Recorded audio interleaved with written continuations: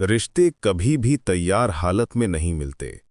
न वो फिल्म जैसे होते हैं, न हमेशा मीठे। कई बार झुंझलाहट होती है, कई बार चुप्पी भी।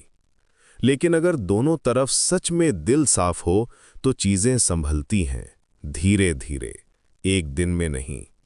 रिश्ता बड़े वादों से नहीं टिकता, छोटे छोटे ध्यान से टिकता है। कभी बस पूछ लेना ठीक हो, कभी बिना समझाए समझ जाना, कभी थके होने के बाद भी 2 मिनट साथ बैठ जाना। भरोसा ऐसे ही बनता है, किसी भाषण से नहीं। मतभेद होंगे, होना ही है। दो लोग एक जैसे सोचेंगे तो रिश्ता नहीं आईना होगा। असली ताकत तब है जब आप अपनी बात भी कह सकें और सामने वाले की भी सुन सकें, बिना ये महसूस कराए कि कोई जीत रहा है और कोई हार रहा है।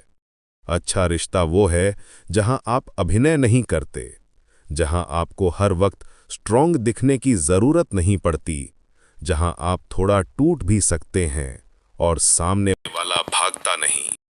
अगर वीडियो दिल को छू जाए तो लाइक करें, शेयर करें और ऐसे ही मोटिवेशन के लिए सब्सक्राइब और फॉलो करें।